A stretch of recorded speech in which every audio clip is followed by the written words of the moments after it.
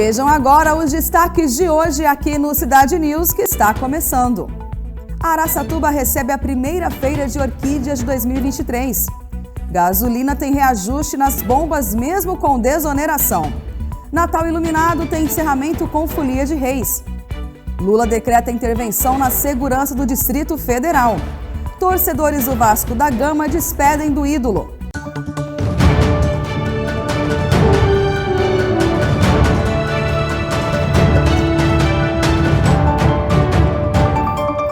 Começamos Cidade News desta segunda-feira falando do aumento dos preços que sempre pesa no bolso do consumidor. Janeiro é o mês em que acumulam os boletos como IPTU, IPVA, matrículas e materiais escolares, além daqueles que são normais todos os meses. Agora é o preço médio da gasolina comum que subiu 3,2% nos postos brasileiros na primeira semana de 2023, indicou pesquisa divulgada nesta sexta-feira pela ANP. Os combustíveis deram origem a uma das principais discussões do início do novo mandato do presidente Luiz Inácio Lula da Silva. E o motivo foi a previsão de fim da desoneração promovida pelo governo Jair Bolsonaro, que iria até 31 de dezembro de 2022. Logo depois de tomar posse, Lula assinou uma medida provisória que prorrogou os cortes tributários sobre os combustíveis. A decisão buscou evitar uma grande pressão inflacionária logo no começo do novo governo. Com isso, a desoneração dos tributos federais, PIS e COFINS, foi estendida até o fim de fevereiro para gasolina, etanol, querosene de aviação e gás natural, veicular, além da nafta. O corte seguirá valendo até o fim do ano para diesel, biodiesel e gás de cozinha. Mesmo com a prorrogação do benefício, motoristas reclamam que os postos estão reajustando o preço nas bombas desde o início da semana. A prorrogação da desoneração sobre os combustíveis terá um custo de 25 bilhões aos cofres do governo federal em 2023. Na sexta-feira, encerrando as atividades do Natal Iluminado, a Prefeitura de Araçatuba, através da Secretaria Municipal de Cultura, realizou na Praça Rui Barbosa a festa de Santo Reis. O nosso repórter Rodrigo Moreira e o cinegrafista Ricardo Barreto estiveram lá e mostram essa apresentação com detalhes. Boa noite, Rodrigo. Boa noite, Dani. Nessa sexta-feira, finalizamos o Natal Iluminado na cidade de Araçatuba. E chegamos com um tradicional evento chamado Folia de Reis. Muitas pessoas vieram prestigiar e comemora a chegada do Menino Jesus.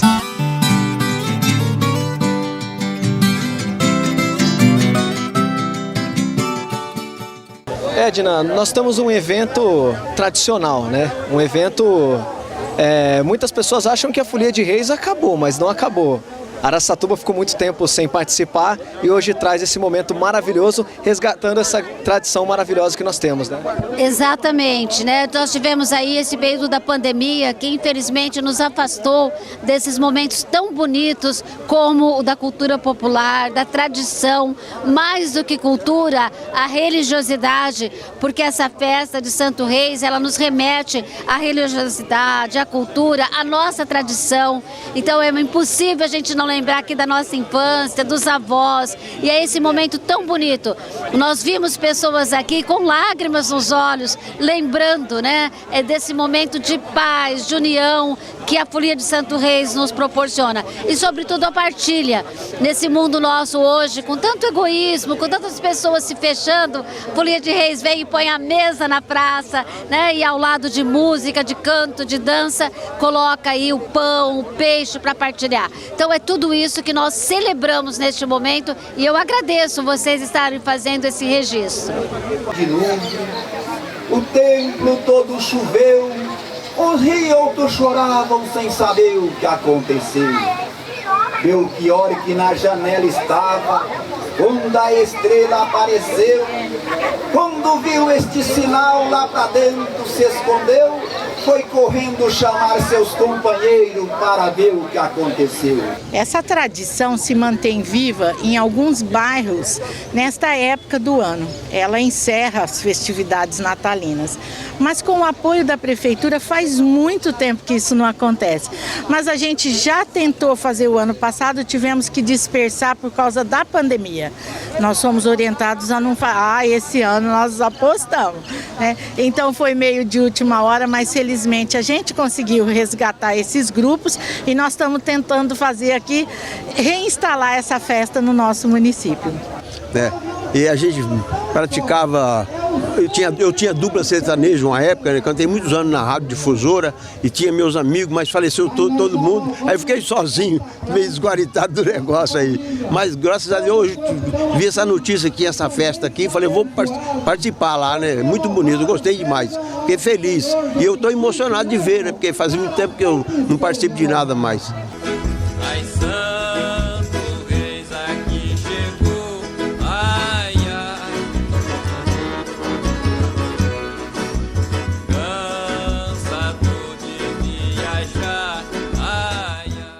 Está sendo um evento muito bom para a cidade, para as pessoas mais idosas que já vêm acompanhando essa tradição há muitos anos. Inclusive eu vim acompanhar a minha mãe, que ela vê essa tradição quando ela era mais jovem. Então eu vim prestigiar, porque é mais um evento para a cidade. E Araçatuba sempre tem bons eventos, porque a nossa prefeitura é ótima.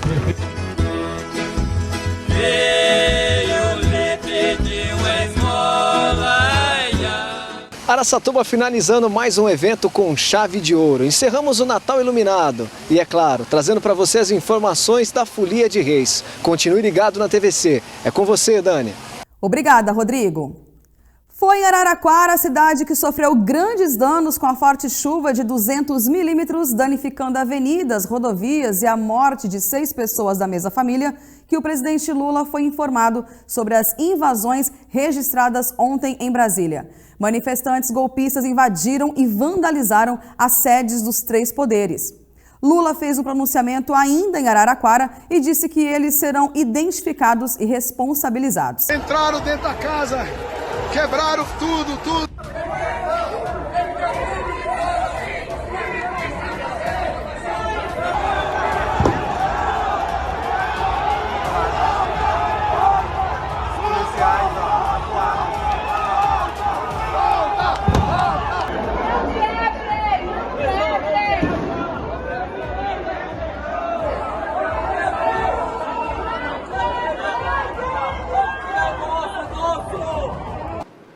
Nós achamos que houve falta de segurança e eu queria dizer para vocês que todas essas pessoas que fizeram isso serão encontradas e serão punidas. Também criticou Anderson Torres, que na tarde de ontem havia sido exonerado pelo governador Ibanez Rocha do cargo de secretário de Segurança do Distrito Federal. Lula criticou Anderson, que foi ministro da Justiça no governo Bolsonaro, e disse que todo mundo sabe a fama dele ser conivente com as manifestações. Durante a semana, Anderson Torres havia viajado para a Flórida e especula-se que teria ido encontrar com o ex-presidente Jair Bolsonaro. Durante a sua manifestação, o presidente Lula anunciou e assinou um decreto de intervenção federal na área de segurança do Distrito Federal e nomeou até o dia 31 de janeiro o interventor Ricardo Capelli, que é secretário executivo do Ministério da Justiça. E para falar sobre esse início de governo, Val Bittencourt recebe aqui nos estúdios da TVC Gazeta o ex-deputado e ex-prefeito Cido Sério. Boa noite, Bittencourt. Olá, Dani. Boa noite para você e para todos que estão acompanhando o Cidade News nesta noite de segunda-feira. Estamos aqui nos estúdios da TVC Gazeta recebendo o Aparecido Sério da Silva, popularmente chamado de Cido Sério, que esteve em Brasília, está retornando a Araçatuba e a gente vai falar com ele.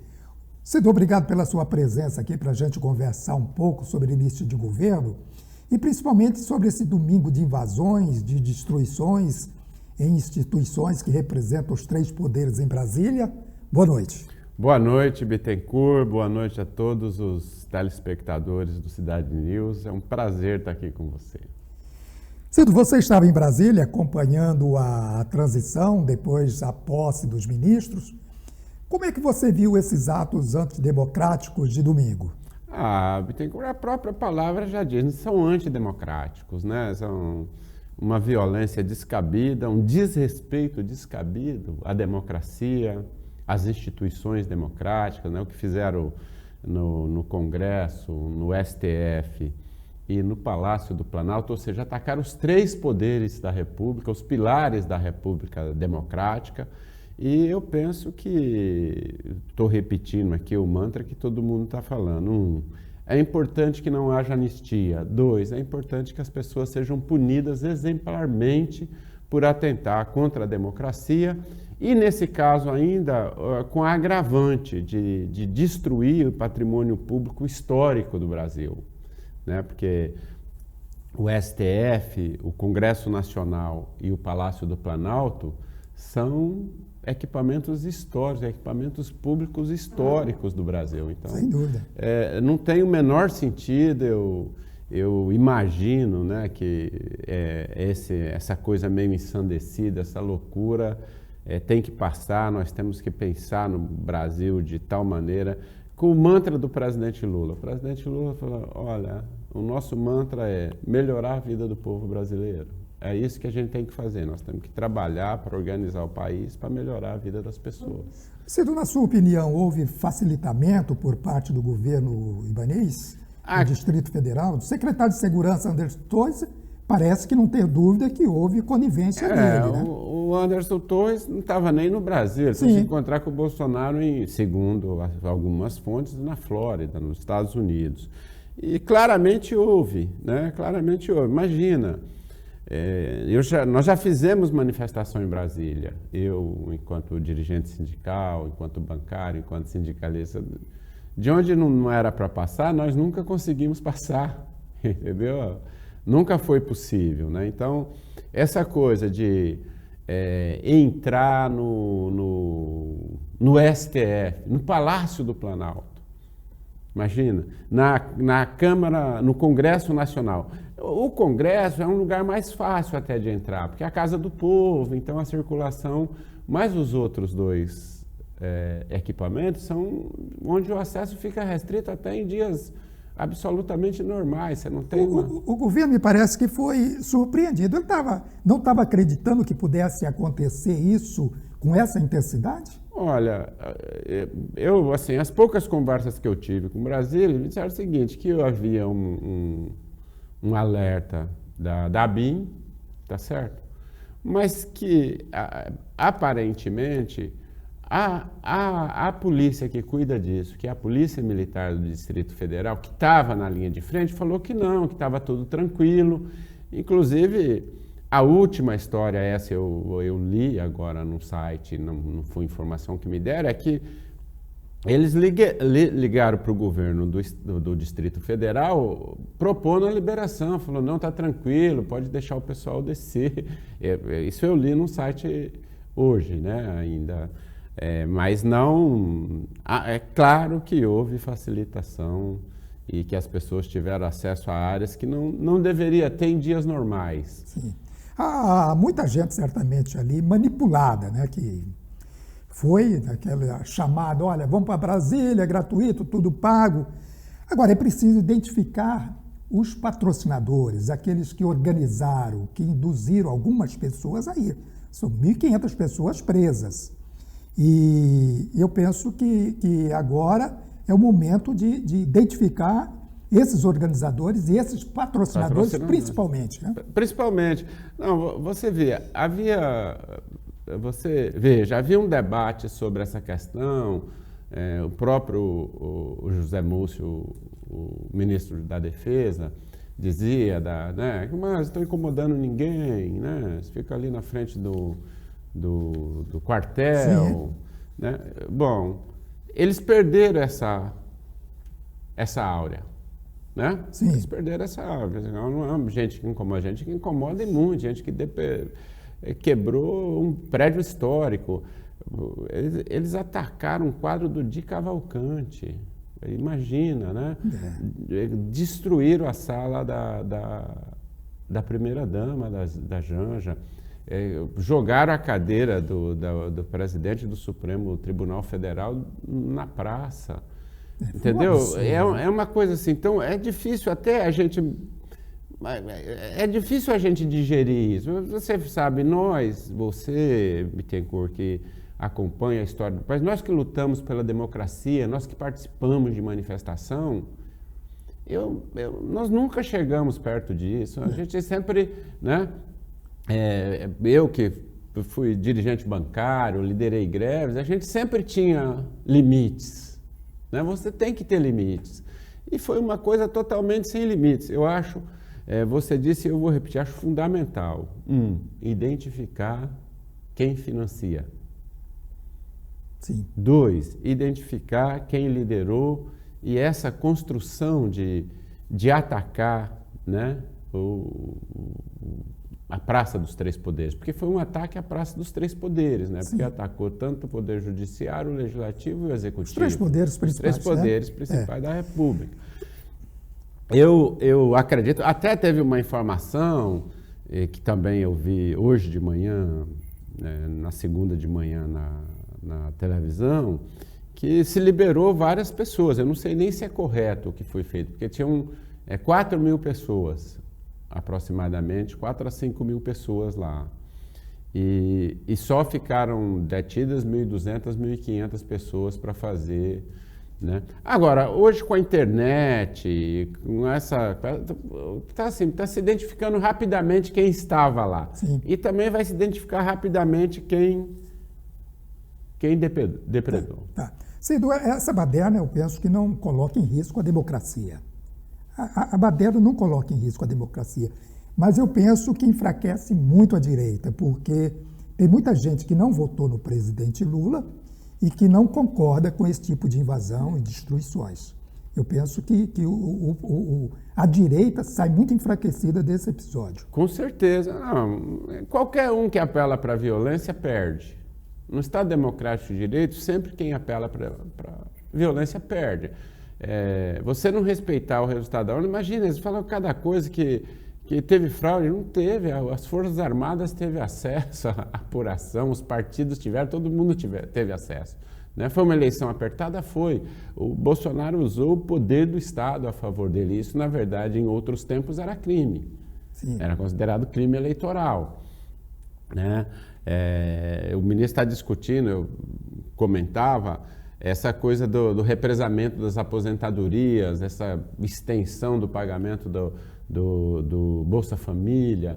Tudo isso são questões que estão vinculadas à eleição.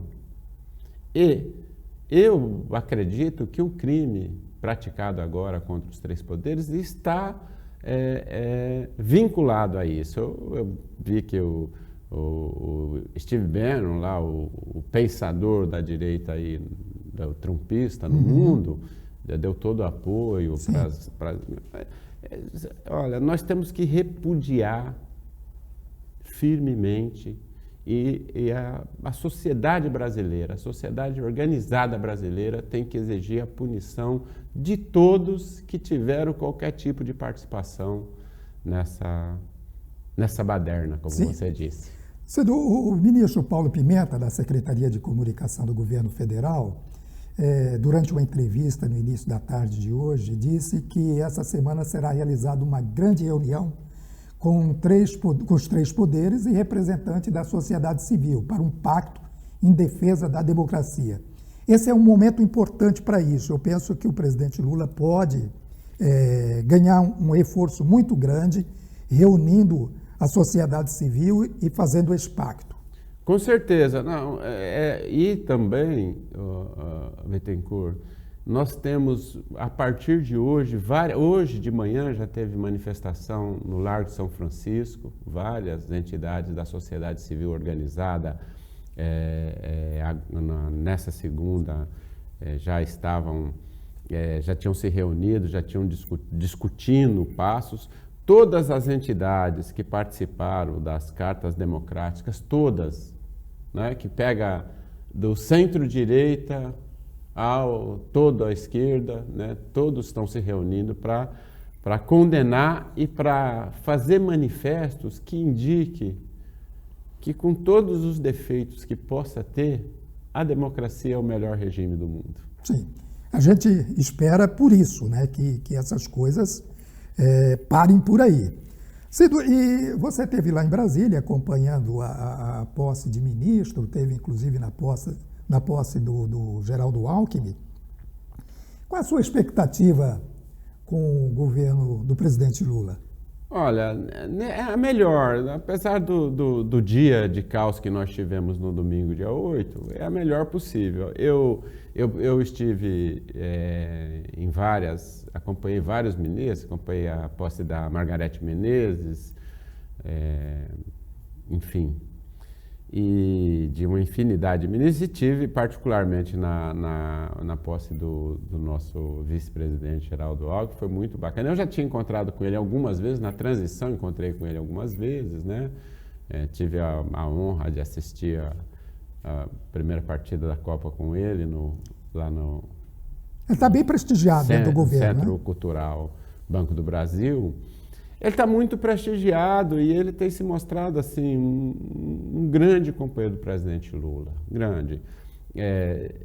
Contar, que é um detalhe que às vezes é bobo para os outros, mas para a gente conta, a gente chegou, eu e a Keller, nós chegamos lá para cumprimentar, já tinha encerrado, e a Polícia Federal já tinha fechado assim, ele mandou abrir, me deu um abraço, meu prefeito querido, que bom que você está aqui. Eu já tinha me encontrado com ele no GT de transição. Então foi muito significativo. E algumas pessoas da cidade tinham me pedido para convidá-lo para uma questão específica aqui, a turma do etanol e tal. Eu disse a ele dessa questão, ficamos de conversar quando eu estiver de volta a Brasília, para ver se ele pode, quando ele pode vir aqui. A gente sabe que a questão da governabilidade exige uma série de concessões, né, para montar uma base. Você acha que o presidente Lula montou um ministério competente? Um ministério competente. E o presidente Lula disse uma coisa, Bittencourt, para acabar com essa falácia de que política faz mal, que o ministério tem que ser político. Nós temos um conjunto de técnicos para ajudar, para apurar, para dar transparência e tranquilidade às ações do governo, mas o ministério tem que ser político. Ele disse o seguinte, olha, nós temos que nos relacionar com o Congresso. Por quê? Porque se a gente quiser aprovar uma lei importante que ajude o povo, onde vai ser aprovada? No Congresso. Sim, sim. Então, o Congresso é um parceiro fundamental para você construir políticas públicas que vai melhorar a vida do povo. E eu acho que o presidente Lula fez uma costura para além das minhas expectativas. Te falo, a gente tinha uma expectativa, né, ali X, ele foi a YZ. E você acha que ele, contemplando esse número até expressivo de partidos para construir essa base, ela está consolidada? Está uma base consolidada a favor do governo? A consolidação é uma construção de mandato, né? É claro que em todo partido você tem um problema ou outro, você tem uma pessoa que não se sente contemplada. É assim em todas as instâncias de poder, desde a municipal, a estadual e a federal, tá certo? Mas o fato é que o presidente Lula fez uma grande construção. Ele escolheu um núcleo muito importante para ajudá-lo, que é a Gleisi, o Dino, o Haddad, né, a turma ali do núcleo, o Rui Costa. Quer dizer, só gente experiente e gente que conhece as políticas públicas e a estrutura de poder do Brasil. Então, eu penso que esse é um passo que ele deu muito acertado. A outra questão é o fato de você começar efetivamente a governar, né? Isso é uma coisa que todo mundo com a qual eu falei em Brasília nesses dias e depois em São Paulo, por onde passamos, é assim, o clima mudou, o clima está melhor, a situação está mais leve. Ou seja, você cria uma situação para o Brasil que melhora. O Brasil está, tirando pelos atos do dia 8, o Brasil está bem falado no mundo. A escolha, nós fomos na posse da ministra Marina, eu fui à posse de vários ministros, e ela fez um discurso, uma apresentação absolutamente correta, dizendo o seguinte, olha, nós precisamos defender o meio ambiente e nós precisamos construir a parceria com a produção para que ela seja sustentável, né? Ou seja, não vai ter aquela coisa de ser o Ministério da Indústria ter que ficar brigando com o Ministério do Meio Ambiente.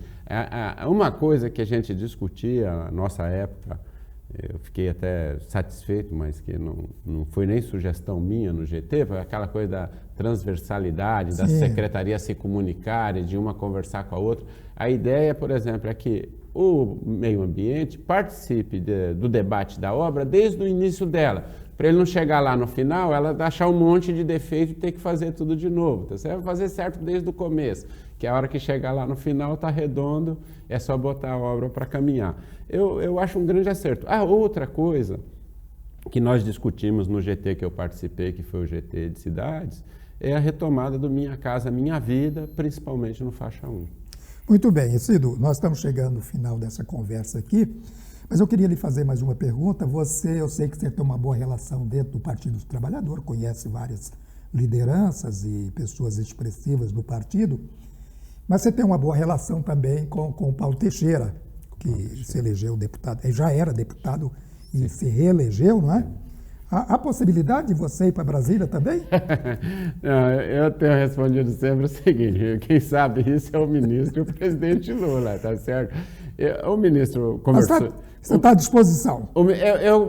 Eu estou à disposição. Eu coloquei questões que são absolutamente de logística. Você veja, eu tenho minha vida aqui, meu apartamento é financiado, eu tenho que pagá-lo. Então, essas coisas, elas têm que se encaixar de tal maneira do ponto de vista logístico que seja possível você servir em qualquer lugar, você se apresentar em qualquer lugar. Brasília é longe daqui, tá certo? Mas eu me coloquei, na conversa que nós tivemos, eu coloquei à disposição. Falei que se precisar, eu estou à disposição. É claro, o ministro também, como presidente, ele também, a composição que ele faz é uma composição também negociada e conversada. Tá. Cido, eu agradeço muito a sua presença aqui, conversando conosco aqui no Cidade News, falando deste momento político em Brasília, um momento delicado que espero que seja resolvido isso, que a situação volte à normalidade o mais rápido possível. Te agradecer, desejar boa sorte para você e boa noite. Boa noite, muito obrigado, um grande abraço, tudo de bom. Muito obrigado. Agora é com você, Dani. Obrigada, Bittencourt. Mais um grande ídolo do futebol brasileiro morreu neste domingo, deixando de luto a grande torcida do Vasco da Gama. Carlos Roberto de Oliveira, o Roberto Dinamite. Nascido em 1954, o ex-jogador de futebol faleceu aos 68 anos de um câncer no intestino, descoberto em 2021. Dinamite deixa 4 filhos. Ídolo do Vasco da Gama, ele foi jogador do clube durante a década de 70, 80 e 90, onde encerrou a carreira e jogou por 21 dos seus 22 anos como atleta. Ele foi o maior goleador da história do Vasco e é também o maior artilheiro da história do Campeonato Brasileiro e do Campeonato Carioca. Foi com Pelé e Rogério Ceni os únicos jogadores do futebol brasileiro a terem mais de 1000 jogos por uma equipe. O ex-jogador também foi eleito deputado estadual do Rio de Janeiro pelo PMDB por 5 mandatos consecutivos, além de ter sido presidente do clube entre 2008 e também 2014. O velório está sendo realizado em São Januário e o sepultamento será na terça-feira em Duque de Caxias, ao lado dos pais. Neste início de ano estará sendo realizada em Araçatuba a primeira feira de orquídeas do ano. O evento vai ser no entreposto de Araçatuba, na rua Oiapoque, no bairro Aviação, e estará aberto ao público nos dias 11 e 12 de janeiro, a partir das 7 horas da manhã. É uma boa oportunidade para que as pessoas possam adquirir orquídeas, tanto em exemplares adultos como mudas, e também rosas do deserto, cuja beleza não demanda muitas regas. Os compradores também poderão encontrar, além de plantas, implementos para jardinagem, como suportes e adubos. O evento é de iniciativa Mário Luiz de Nadai, produtor de orquídeas em Arealva e comercializa sua produção também nas unidades de Araçatuba e Bauru. Vale a pena conhecer as variedades de orquídeas que oferecem um espetáculo de cores e formas diferentes. Muito obrigado pela sua audiência e até amanhã. Boa noite.